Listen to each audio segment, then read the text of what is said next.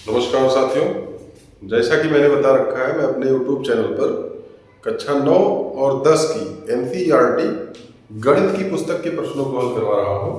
उसी क्रम में कक्षा 10 का जो चैप्टर नंबर 6 त्रिभुज है उसके लिए कुछ बेसिक कंसेप्ट है। उसके बाद हम चैप्टर नंबर 6 की पहले प्रश्नावली 6.1 के प्रश्नों को लेंगे। तो चलिए शुरू करते हैं। सबसे पहले इस त्रिभुज चैप्टर में सबसे पहले हमें समरूप आकृतियों के बारे में पढ़ना है। अंग्रेजी में कहें तो सिमिलर फिगर्स। समरूप आकृतियां या सिमिलर फिगर्स क्या होती हैं? दो या दो से अधिक आकृतियां जिनके आकार, जिनको अंग्रेजी में शेप कहते हैं, समान हो परंतु अमाप का मतलब साइज आवश्यक रूप से समान ना हो। इसका मतलब क्या है कि आकार तो समान हो परंतु आमाप समान हो भी सकते हैं, नहीं भी हो सकते। कोई जरूरी नहीं कि वो समान ही हो, आवश्यक रूप से समान ना हो। समरूप आकृतियां कहलाती हैं जैसे सभी वर्ग। अब आप कोई भी वर्ग बनाएंगे उसके सभी कोण समान होंगे और सभी भुजाओं का अनुपात समान होगा। इसी तरह से सभी वृत्त, कोई भी वृत्त बना लीजिए, एक इतना बड़ा वृत्त बनाया, एक इतना बड़ा वृत्त बनाया, तो ये दोनों क्या है? समरूप आकृतियां हैं। समरूप यानी कि रूप समान हो। आप अपना एक फोटो ले लीजिए, एक बड़ा फोटो, एक छोटा फोटो, तो चूंकि वो आपका ही फोटो है, देखने में आप ही दिखेंगे, उसका क्या समान होगा? शेप समान होगा, साइज से कोई मतलब नहीं है, इसलिए उसको कहेंगे समरूप आकृतियां। देखिए सभी वृत्त हो गए, सभी समबाहु त्रिभुज भी क्या होते हैं? समरूप आकृतियां होती हैं। तो इस प्रकार से ये चीज समझ में आया होगा आपको। बढ़ते हैं आगे। आगे क्या है? कह रहा है आगे बहुभुजों की समरूपता। अब हमें इसमें क्या पढ़ना है? बहुभुज, खास करके त्रिभुज के बारे में पढ़ना है, लेकिन पहले हम बहुभुज जानेंगे। तो बहुभुज आप जानते ही हैं, बहुभुज मतलब भुजाओं यानी रेखाखंडों से घिरी आकृति बहुभुज कहलाती है। सबसे छोटा बहुभुज त्रिभुज होता है, उससे बड़ा चतुर्भुज, फिर पंचभुज, खष्टभुज, सप्तभुज इत्यादि। देखिए दो बहुभुज समान समरूप कब होते हैं? सबसे पहले तो अगर हम बहुभुजों की समरूपता देखेंगे तो भुजाओं की संख्या समान होनी चाहिए। लिखा गया है भुजाओं की संख्या समान वाले दो बहुभुज समरूप होते हैं यदि पहला कंडीशन उनके संगत कोण बराबर हो, दूसरा कंडीशन है इनकी संगत भुजाएं एक ही अनुपात में अर्थात समानुपाती हो। जैसे करके हम दो चतुर्भुज लेते हैं और देखते हैं। एक चतुर्भुज है ABCD, एक चतुर्भुज है ABCD, और एक चतुर्भुज और बड़ा ले लिया हमने थोड़ा सा इस तरह कुछ, और इसका नाम है PQRS। तो चतुर्भुज ABCD तथा PQRS समरूप होंगे यदि क्या मिल जाए? पहला कंडीशन क्या है? उनके संगत कोण बराबर हो। तो पहली बात क्या होनी चाहिए? कोण A बराबर कोण P, कोण B बराबर कोण Q और कोण C बराबर कोण R और कोण D बराबर कोण S। पहली बात तो ये होनी चाहिए। दूसरी बात क्या होनी चाहिए? भुजाओं का अनुपात, संगत भुजाओं का अनुपात बराबर हो। अच्छा, संगत क्या चीज होता है? क्रम से। अगर इसका A लिया है तो इसका P, इसका B लिया है तो इसका Q, इसका C लिया है तो इसका R, इसका D लिया है तो इसका S। देखिए क्रम से लिया है। अब इसकी भुजा AB लेंगे तो इसका भुजा PQ, AB बटा PQ, अनुपात मतलब बटा होता है, बराबर BC ले लिया तो क्या आएगा? QR, और बराबर होना चाहिए CD बटा RS, और यही बराबर होना चाहिए AB हो गया, BC हो गया, CD हो गया, अब क्या आएगा? DA बटा इसमें क्या होगा? SE। अगर ये चीज बराबर हो जाए तो क्या हो जाएंगे? ये दोनों त्रिभुज चतुर्भुज समरूप हो जाएंगे। अच्छा, समरूप का चिन्ह क्या होता है? अगर मैं कहूं चतुर्भुज ABCD समरूप है तो समरूप का चिन्ह ऐसे होता है, डिफरेंस के जैसा, चतुर्भुज PQRS। ध्यान रखना इस चिन्ह का नाम क्या है? समरूप। इस चिन्ह को क्या पढ़ते हैं? समरूप। ध्यान रख देना है, किसी के बीच में ऐसा चिन्ह मिले तो इस प्रकार ये दोनों समरूप हो गए। अगर मैं बात करूं कि कोई पंचभुज, अगर इसी की जगह मैं क्या कर देता पंचभुज। आप चाहे तो इतना नोट कर ले। इसके बाद दूसरा उदाहरण हम लेते हैं। तो पहला उदाहरण था, दूसरा लेते हैं और उसको समझते हैं कैसे वो समरूप होगा। चलिए इसको मिटा देता हूं और मैं पंचभुज लेता हूं, दो पंचभुज, और उसमें भी दिखाता हूं क्योंकि बहुभुज में चतुर्भुज, पंचभुज, त्रिभुज सब आते हैं। पंचभुज की बात करें तो पंचभुज ए बी सी डी ई आ जाएगा और पंचभुज का चिन्ह एक छोटा सा अगर हम बनाना चाहें, दूसरा उदाहरण होगा, ऐसे कुछ बनेगा पंचभुज ए बी सी डी तथा दूसरा पंचभुज P Q R S T. समरूप होंगे यदि, बना लेते हैं हम दो पंचभुज। एक पंचभुज ये है जिसका नाम है ए बी सी डी ई। एक थोड़ा बड़ा पंचभुज ले लिया क्योंकि साइज से तो कोई मतलब ही नहीं है, समरूप हो सकता है कितना भी छोटा बड़ा हो। P Q R S T ये समरूप होंगे कब? पहली बात, अगर कोण ए बराबर, पहली बात होनी चाहिए क्या, कोण ए बराबर कोण पी, कोण बी बराबर कोण क्यू, कोण सी बराबर कोण आर और कोण डी बराबर कोण डी बराबर कोण A B C D S, कोण ई बराबर हो जाए कोण टी के, इन दोनों पंचभुजों में। और दूसरी बात क्या होना चाहिए, संगत भुजाओं का अनुपात, यानी ए बी बटा पी क्यू बराबर बी सी बटा क्यू आर बराबर सी डी बटा आर एस बराबर डी ई बटा एस टी, और बराबर देखिए A B B C C D D E, और अब क्या आएगा ई ए बटा यहां क्या आएगा टी पी। इतनी बातें अगर मिल जाए तो ये दोनों पंचभुज क्या हो जाएंगे, समरूप। और हम इसको लिखेंगे कैसे, पंचभुज, छोटा सा चिन्ह इसका ए बी सी डी ई, समरूप हो गया किसके, पंचभुज P Q R S T के। पंचभुज का चिन्ह थोड़ा बढ़िया से बना लेते हैं ऐसे। तो हमें लगता है आप समझ गए होंगे कि दो बहुभुज कब समरूप होते हैं। तो इस प्रकार से हमने समरूपता के बारे में आपको बताया। अब आगे हम चलते हैं, प्रश्नावली जो हमारा है 6.1 प्रश्नावली। तो इन सबको मैं मिटा देता हूं और प्रश्नों को लेता हूं। इसमें कुछ करना नहीं है, तो क्या करें आप, अगर आपके पास किताब है तो डायरेक्ट आंसर लिख सकते हैं, किताब नहीं है तो मैं प्रश्नों को लिखने का प्रयास करूंगा, उसके बाद जो करवाऊंगा। तो देखिए क्या लिखा है। पहला प्रश्न है प्रश्नावली 6.1। प्रश्नावली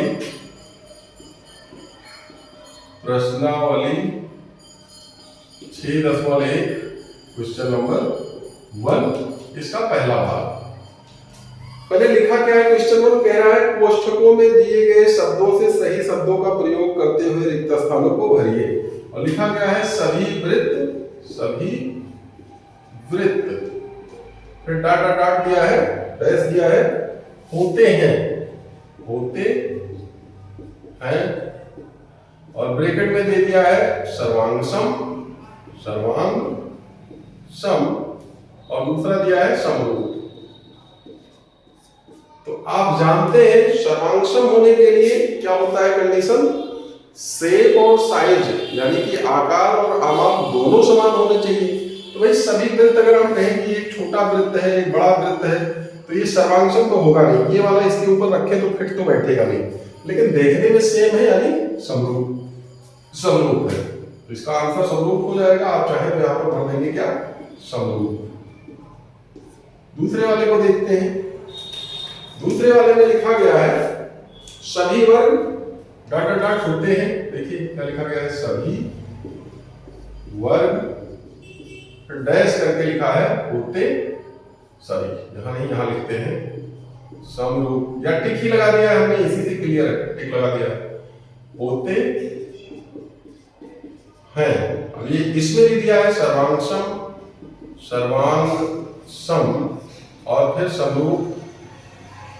ये देखिए मैंने उदाहरण में ही लिखवा दिया था, समरूप ही होगा, सर्वांग सम तो हो ही नहीं सकता सभी वर्ग। इसके बाद कह रहे हैं सभी डैश त्रिभुज समरूप होते हैं। सभी लिखा है डैश, फिर लिखा है त्रिभुज समरूप होते हैं। कौन से त्रिभुज? ब्रैकेट में लिखा है समद्विबाहु, फिर लिखा है समबाहु। सम द्विबाहु और कॉमा लगा के समबाहु। तो इसको तो देख कर ही कोई भी बता सकता है कि समबाहु ही होना चाहिए। चौथा जो है वो लिखा गया है भुजाओं की संख्या समान वाले दो बहुभुज समरूप होते हैं। भुजाओं की संख्या समान वाले दो बहुभुज समरूप होते हैं। समरूप होते हैं यदि, आप चाहें तो इसको मिटा दें क्योंकि इसकी जरूरत अब है नहीं, होते हैं यदि पहला कंडीशन दिया है उनके संगत कोण, उनके संगत कोण डैश कर दिया हो तथा दूसरा कंडीशन दिया है उनकी संगत भुजाएं फिर हो, उनकी संगत भुजाएं फिर डैश करके हो।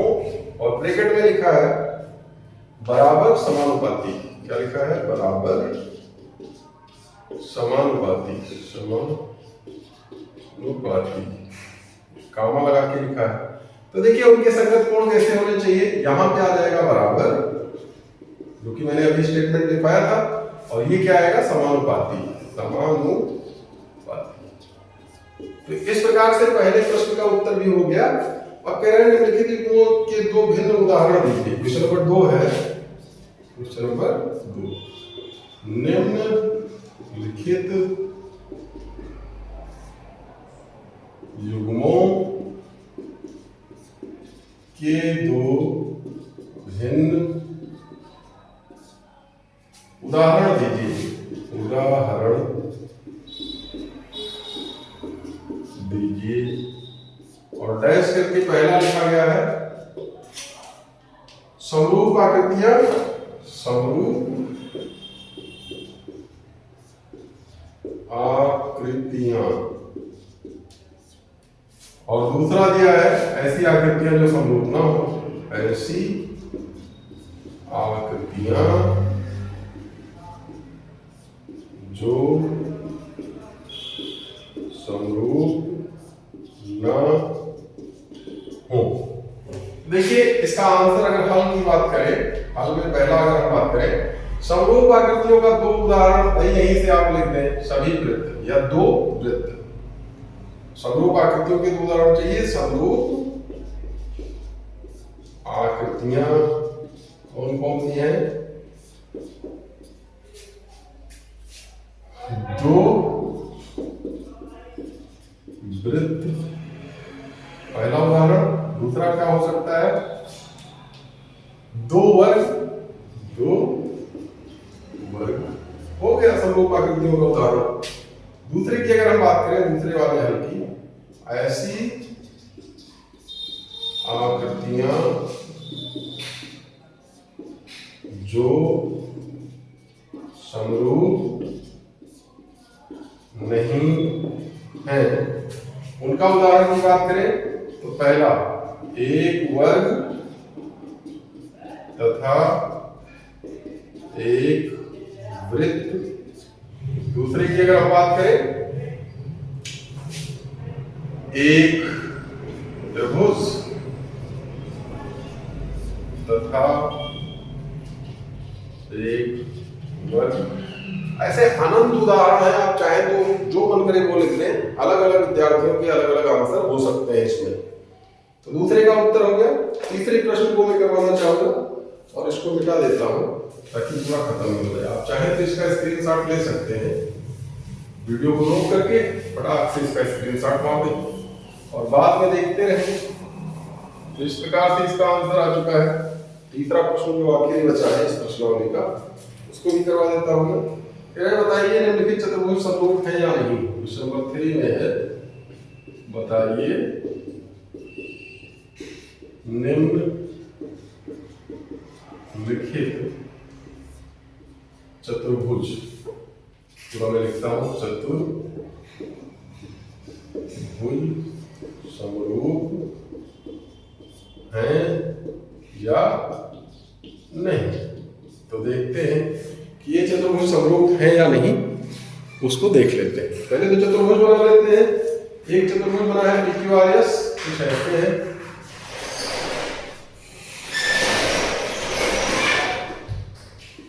PQRS लिखा है 1.5 सेंटीमीटर, 1.5 सेंटीमीटर, 1.5 सेंटीमीटर, 1.5 सेंटीमीटर और एक वर्ग के जैसा बना है कुछ ऐसे।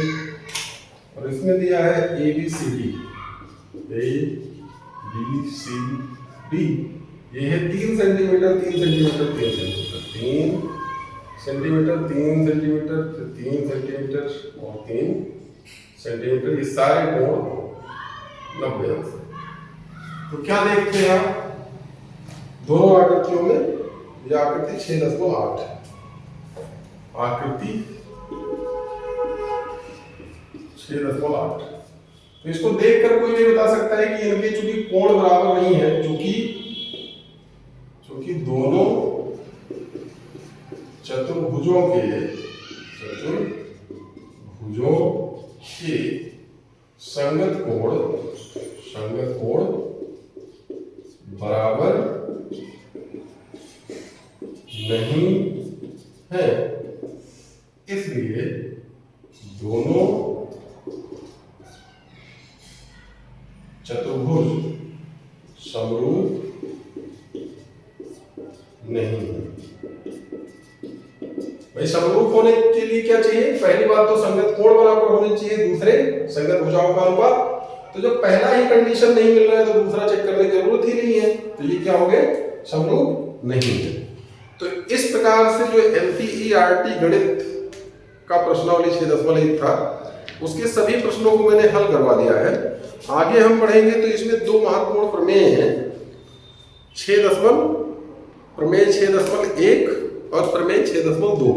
प्रमेय 6.1 को कहते हैं अंग्रेजी में BPT या बेसिक प्रोपोर्शनलिटी थ्योरम, हिंदी में आधारभूत समानुपातिकता प्रमेय।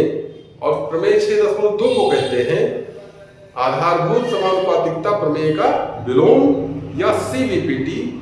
इसका फुल फॉर्म क्या होगा अंग्रेजी में? Converse of basic proportionality theorem. तो इन दोनों प्रमेयों को मैं करवाऊंगा अपने अगले वीडियो में।